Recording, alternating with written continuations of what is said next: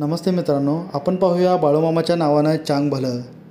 इकडे बापू दत्तू मामासने विचारत असतात, मामा इथे काय आहे आणि ह्या जागेवरती असं काय आहे, असं प्रश्न मामासने ते विचारत असतात। मामा त्यांना सांगत असतात, अरे तुम्ही नका टेन्शन घेऊ, नका काळजी करू, मी आहे आणि माझ्या जे डोळ्याला दिसतं ते मी तुम्हाला सांगत बसलं तर खूप अवघड होईल आणि तुम्ही त्याची काही बी काळजी करू नका, तुम्ही आता झोपा।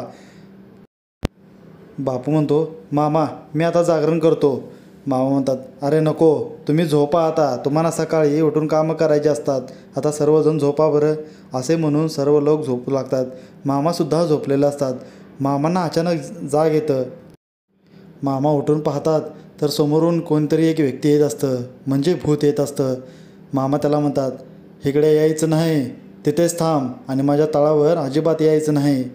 तसे बोलताच ते बोलू लागतं, ही माझी जागा आहे आणि मी इथून फिरणार आणि आता मला रक्त पाहिजे आहे आणि मी ते खाल्ल्या बगर पिल्या बगर मी तर काही इथून जाणार नाही आता। मामा म्हणतात, हे बघ, एक पाऊल बी पुढं आलंस तर तुझं काय खरं नाही, असे म्हणून त्याच्यावर भंडारा फेकतात व ते भूत तिथून निघून जातं। असे मामा ओरडत्याले पाहून दत्तू आणि बापू दोघेही उठतात। मामांना विचारू लागतात, काय झालं मामा, तुम्ही असे अचानक का उठला आहात? मामा म्हणतात, अरे काय नाही, तुम्ही शांत झोपा। बापू म्हणू लागतो, मामा तुम्ही जागी का आहात बरं? मी जागला असतो, आमच्यातलं कोणीतरी जागला असतं, पण तुम्ही का जागे आहात? तुम्ही झोपा, तुम्हाला कामं खूप असतात। दत्तू म्हणतो, मामा काहीतरी घडलं असेल, त्या बगर तुम्ही असं उठणार नाही, काय झालं ते सांगा। मामा म्हणतात, आता तुम्ही शांत झोपून राहा, उद्याच्याला सांगतो तुम्हासनी काय असेल ते, असे म्हणतात व सर्व लोक झोपी जातात। पुढे आपण पाहतो सर्व लोक उठतात। मामासुद्धा उठलेले असतात। मामांना सर्व लोक आंघोळ घालतात।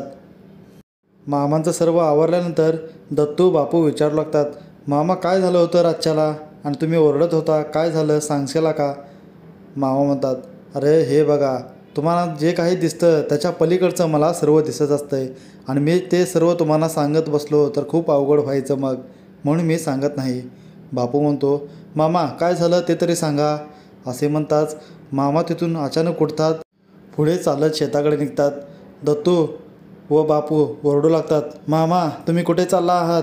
असे म्हणत बापू व दत्तू दोघेही मामांच्या मागे धावू लागतात। इकडे मामा एकाला सांगत असतात, अरे तुझं मेंढरं घेऊन इथून निघ पहिलं, तुझे मेंढरं नाही तर राहणार नाहीत बघ।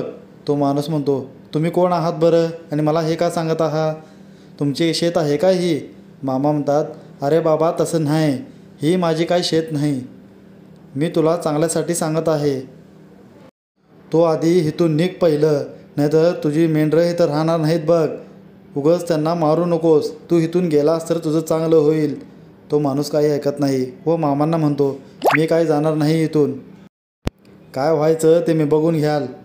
असे म्हणून तो मामाचं काहीही ऐकत नाही व तिथेच थांबतो मेंढरांना चरत। इकडे दत्तू व बापू मामासनी म्हणत असतात, मामा ते तर आपले ऐकत नाहीत, तुम्ही त्यासनी का सांगता बरं? मामा म्हणतात, अरे हे बघ, माझं सांगायचं काम आहे, मी ते केलं, आता ऐकलं तर त्याचं चांगलं होईल, नाही ऐकलं तर तो मेंढरं गमावून बसल त्याची। पुढे आपण पाहतो त्या माणसाला पायाचे वनं दिसू लागतात लाल कलरमध्ये। तो ओरडू लागतो, अहो वाचवा वाचवा, कोण आहे का इथे, असंही तो ओरडू लागतो। अचानक तिथे एक व्यक्ती येतो, तो पाहतो व म्हणतो, अरे हे काय बरं, आता ह्याला काय म्हणायचं? तो व्यक्ती म्हणू लागतो, अहो मला मामाने सांगितलं होतं, बाळूमामा नाव आहे त्यांचं, ते मला बोलले होते की इथे थांबू नकोस, नाहीतर अनर्थ होईल, तुझी मेंढरं राहणार नाहीत, असे मला ते बोलले होते। तिथे त्याच्याजवळ आलेला व्यक्ती म्हणू लागतो, अरे तुला बाळूमामाने सांगितलेत आणि ते कुठे आहेत आता? आणि ते सांगितलेत म्हणजे ते मोठे देवऋषी आहेत, तो आणि त्यांचं ऐकलं नाहीस आणि तू फार मोठी चुकी केलंस।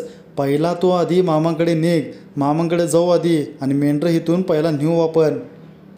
तो व्यक्ती बोलू लागतो, होय होय तसंच करू, तसे म्हणत ते मेंढरांना घेऊन चालू लागतात। इकडे मामा म्हणत असतात, मी जे सांगत असतो या ते ऐकलं तर भलं होईल, नाहीतर त्यांचं वाईटच होईल मग, आणि ज्याची भक्ती आहे त्याचं सर्व चांगलंच होईल, हे फक्त तुम्ही ध्यानात ठेवा। इथे आपला आजचा भाग संपतो। धन्यवाद मित्रांनो।